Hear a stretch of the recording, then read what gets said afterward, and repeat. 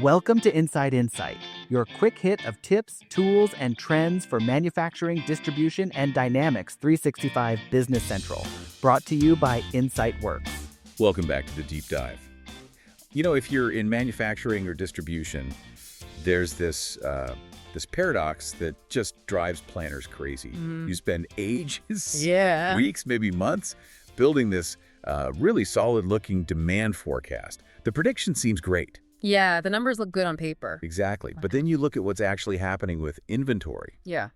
You know, the overstock here, the late vendor orders there, the constant firefighting. It just doesn't match the plan. Doesn't match that beautiful plan at all. And people are using pretty advanced systems like Business Central, but they still feel like they're, well, frankly, working blindfolded sometimes. It's a total breakdown of trust, isn't it, in the system itself? I mean, the source material we looked at really highlights this. Business Central is a solid ERP foundation, no doubt. Sure. But its native planning tools, especially the standard MRP, materials requirements planning, well, they can create a huge amount of work. You run the plan. And then you spend, like 80% of your day just cleaning up the mess, validating recommendations you kind of know are probably wrong. Yeah, that gut feeling. So, okay, that's our mission for this deep dive. We're really digging into Insight Works Enhanced Planning Worksheet, the EPW. Right. The goal is to figure out exactly how this app tackles that fundamental problem, how it closes that gap, that loop between the forecast demand and what you can actually manage on the supply side.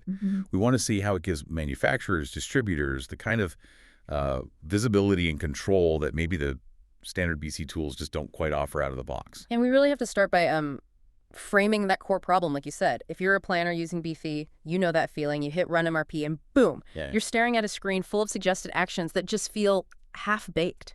And the reason really is that disconnect. The disconnect between the forecast and the actual flow of goods. Okay, let's unpack that disconnect. Yeah. Where are these critical bits of information getting separated in a typical Business Central setup? Well, it really comes down to data silos. That's the heart of it. The system tries to glue things together after the fact, but you've got these key data sets that just don't talk to each other dynamically enough. Like what? Okay, so you've got forecast living over here, maybe in a dedicated module, maybe even just, an Excel sheet somebody manages. Right. Then your actual demand sales orders, service orders, that's in the general ledger, kind of its own world. And then, crucially, things like vendor constraints, minimum order values, lead times. The practical stuff. Exactly. And that stuff is often buried in, various item cards or vendor cards, separate places again. So the standard planning engine just kind of mashes these separate pieces together. And the result is, well, you called it digital chaos. Yeah. The sources kept calling it noise. Yeah, noise is a good word for it. How does that noise actually show up for a planner, especially if you're in, say, fast-moving distribution? It shows up as just this flood of irrelevant information, basically, because the standard MRP, it's obsessed with dates. Like really precise dates. And because those data pieces are separate, it leads to this constant stream of cancel this and reschedule that messages. Think about a classic distribution scenario, right? Darn. You ordered, say, 500 units from a vendor. It's on the water, it's inbound, but the delivery date slips by, 48 hours, 2 days. Okay, happens all the time. All the time. But standard MRP doesn't see that as, oh, it's still coming, we're good. It sees a date mismatch against its plan. And bang! 2 alerts. Cancel the old PO line and reschedule that PO line for 2 days later. Wow. Okay, so that's the core of it. It treats a minor 2-day slip with the same red alert urgency as, like, a critical stock out threatening a production line. You got it. Your planning worksheet suddenly lights up like a Christmas tree, just flashing alerts everywhere, and probably 90% of them are just distractions. Meaningless noise. Makes sense. And the poor human planner is stuck playing traffic cop full-time, right? Trying to reconcile these results the system should have filtered out in the first place. And the outcome is? Always the same, pretty much. Frustrated planners, definitely. Overstocked bins on items that look like they needed action but didn't. And, ironically, late vendor orders on the stuff that did matter because those signals got buried under all the noise. Right. Okay, so the big idea with the EPW, architecturally speaking, is to get rid of those silos. Instead of mashing data together at the end, how does it change the workflow? How's it organized? It basically redesigns the planner's main screen into this single dynamic workspace. That's the key. One workspace. Yeah. Everything you need, your forecast inputs, current inventory levels, projected replenishment needs, even those vendor-specific constraints, It's all visible and crucially actionable right there. The screen becomes this live, single source of truth for making replenishment decisions. It's designed not just to crunch numbers, but to actually reflect what's happening in the business right now. Okay, that sounds like a big shift. Yeah. Moving from just cleaning up bad data to actually, planning. So let's dive into the specifics. Section 1, the modern planner's dashboard. The sources talked about an arsenal of practical upgrades hiding under an interface that looks familiar to BC users.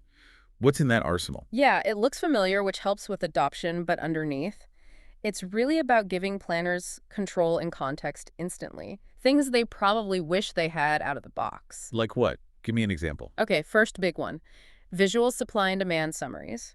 When you click on an item line in the worksheet, you don't have to open like 4 different windows to figure out what's going on. Right, the drill down nightmare. Exactly. Instead, you instantly see the key drivers right there. How many are on sales orders? How many needed for service? How many are already on POs? What's moving via transfers? It just eliminates that whole swivel chair planning thing immediately. Okay, visibility is good.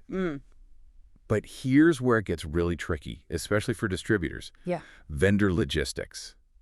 You can't just blindly order what the system suggests for an item if doing that means you miss, say, a prepaid freight minimum from your supplier. Oh, absolutely. And suddenly you're on the hook for thousands in shipping costs you didn't expect. You nailed it. And that's where the Vendor Planning Insights feature comes in. This is actually a huge strategic shift, not just a small feature. How so? The worksheet actively tracks those vendor-specific thresholds. So it lets the planner optimize the entire order for that vendor right then and there. Are you like $50 short of hitting the spend needed for free freight? Yeah. The system flags it right on the screen, so you can maybe add a few more units of something else, push that order over the threshold, and save potentially thousands on shipping. It turns purchasing from just executing lines into a real cost optimization exercise. Wow. Okay, that's not just a convenience feature. That's potentially millions in freight savings annually for some companies. That's a critical insight. Now, a practical question. If the EPW is handling all this extra data and logic, does it mean a huge retraining effort or tons of custom setup compared to native BC? People listening will worry about that. That's a really fair question. Yeah. And the sources we looked at emphasize that it's designed for ease of adoption. The power is integrated into that familiar worksheet framework. So it feels like BC, but does more. Pretty much. Take managing stock across multiple warehouses or locations, for example. That can get complicated fast. Oh, yeah. The EPW has this multi-location awareness built in, so you can instantly see stock levels across different sites for an item. And here's the kicker. You can switch the replenishment method, maybe buy it, maybe transfer it from another site, maybe trigger a production order with literally a single click. All from that one planning line, no jumping around. Okay, that smooths things out. What about the biggest time waster for many planners? I mean, having to leave the worksheet, navigate to the item card, maybe drill into the SKU card. Yeah. Just to tweak a reorder point or a minimum order quantity because you realize the system's logic was slightly off for that one item. That specific headache, gone. That's handled by the quick parameter adjustments. You can update those essential planning parameters, reorder point, min order quantity, safety stock, whatever, directly in the planning worksheet grid itself. Right there on the line. Right there. You stop being a BC admin constantly clicking through menus, and you start being a planner actually fine-tuning the logic as you see the results. It's a massive time saver. Makes sense. And one more for this dashboard section. Yeah. The sanity check. Before I hit carry out action message on a big order, I need some confidence that the recommendation actually makes sense. Absolutely. You need that context. And that's covered by the historical context feature using these little inline charts. Charts are right in the worksheet. Yep. So before you commit to buying, say, 10,000 units of something, you can quickly glance at its sales history right there. Has demand suddenly tanked in the last 6 months? This ensures every decision is informed by that historical context, preventing what might look like a data-valid order, but is actually fundamentally a bad business decision. Okay, that covers the interface, the controls, the user experience side. But let's talk about the engine under the hood. If the dashboard is the front end, how does the EPW actually calculate the plan differently? Especially when dealing with that high-volume distribution chaos we mentioned. This is section 2. A smarter MRP for the real world. Right, we have to circle back to that concept of noise. And a lot of that noise comes from standard MRP's reliance on really strict date phasing. Date phasing. Explain that a bit more. Okay, so date phasing means the system calculates supply and demand based on very specific projected calendar dates. For manufacturing, this makes sense, right? You need component A to arrive precisely on Tuesday for the assembly line that runs on Wednesday. Okay, critical for manufacturing, but in distribution. In distribution, that obsession with exact dates often breaks down. You've got thousands of SKUs coming and going, maybe bundled in containers. Delivery dates shift slightly. It's more fluid. Right. So when standard MRP sees a required date shift by a day or two for something already inbound, like we discussed, it kind of panics. It generates those cancel reschedule messages. The system is basically running this super complex date-sensitive calculation suitable for manufacturing on simple inbound inventory, and that creates just massive clutter. So the planner ends up having to mentally filter out, 90% of the lines on the screen just to find the 10% that actually need attention. Precisely. You spend all your time wading through irrelevant alerts. So the EPW introduces a different mode specifically designed for this distribution environment. It's called Calculate Purchase Plan. Okay, calculate purchase plan. What's different about it? What's really interesting here is that it essentially eliminates that unnecessary date phasing noise for purchasing. It focuses purely on aggregate net requirements over a defined period. Aggregate net requirements. Meaning, it asks a simpler question. Looking ahead, do I have enough total supply coming in eventually, regardless of a 2-day slip, to meet my total expected demand and maintain my safety stock? If the answer is yes, even if some dates shifted slightly, it doesn't bother you with an alert. But if the net position total supply minus total demand drops below your safety stock threshold, then it flags it. That's the signal you need to act on. That's a huge difference. So it moves from micromanaging calendar days for every single inbound PO to macro-managing overall inventory levels against safety stock. Exactly. It focuses on what actually matters for keeping items in stock in a distribution context. So what are the results? What do users actually see change when they use this mode? The results are pretty immediate and tangible. First, significantly cleaner plans, way more actionable. Planners aren't drowning in noise. Second, users report dramatically faster processing times. Yeah, we saw reports in the source material of companies handling 100,000 SKUs in just minutes. That's basically impossible with standard MRP because generating all that date phasing noise takes time and resources. Wow. You eliminate that endless cycle of cancel this, reschedule that clutter, and maybe the best part, you can automate it. You can schedule this focused, calculate purchase plan to run every morning before planners even get in. So they walk in. They walk in, and they have a fresh set of trustworthy, relevant recommendations waiting for them.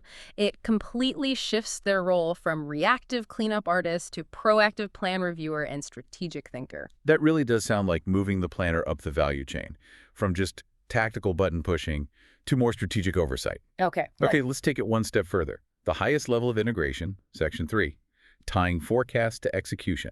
This apparently happens when you pair the EPW with its sibling, the Enhanced Forecasting Worksheet. Yes, this is where it gets really tightly integrated.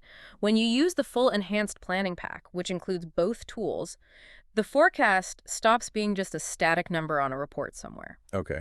It becomes an active driver of your planning parameters. Wait, so you mean the forecast doesn't just tell you what you might need? Yeah. It actually tells the system how to plan for ordering it. Absolutely.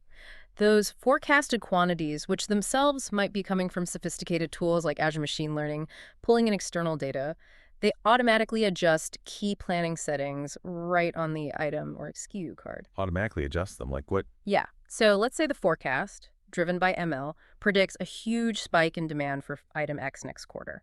The system doesn't wait for a planner to notice and then manually go update hundreds of SKU cards. Right.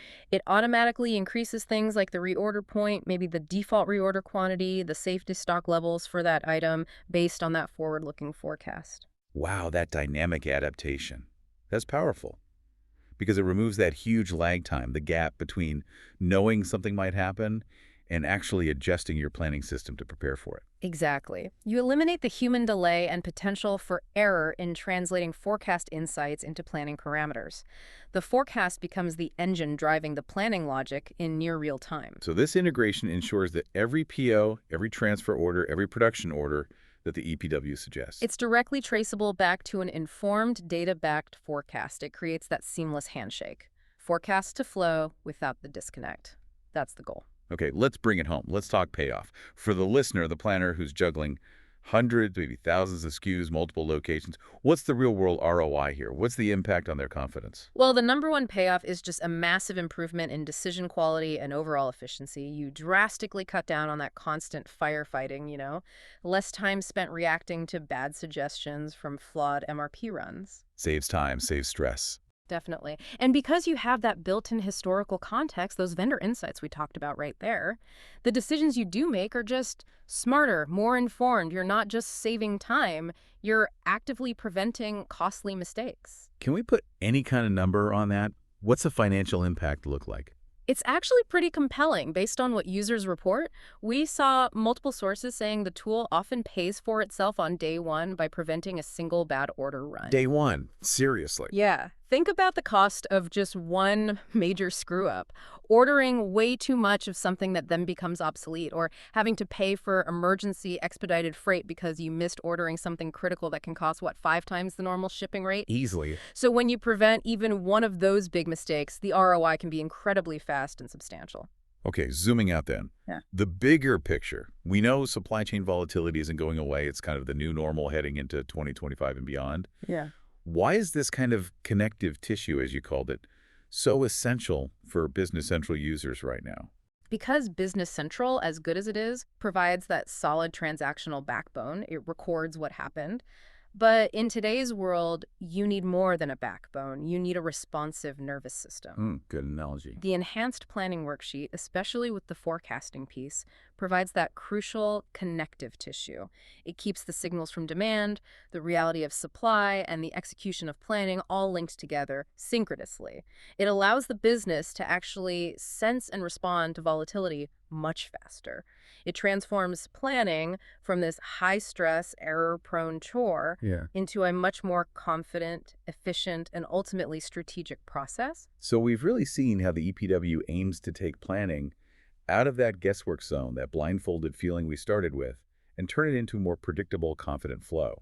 Really bridging that gap that exists even when your forecasts themselves are pretty decent. Exactly. Forecast is one thing, executing against it reliably is another. This tries to connect the two. Okay, so to wrap up, let's leave our listeners with something to think about. All right, so here's a thought to mull over, building on all this. If the system, combining tools like EPW and ML forecasting, can now continuously adapt critical inventory parameters, things like safety stock, reorder points, based on real-time data and predictions, what's the next logical step? How close are we to potentially removing the human element almost entirely from the purely tactical calculation part of inventory planning? And if we do that, what truly high-level strategic tasks does that free up the human planner to focus exclusively on?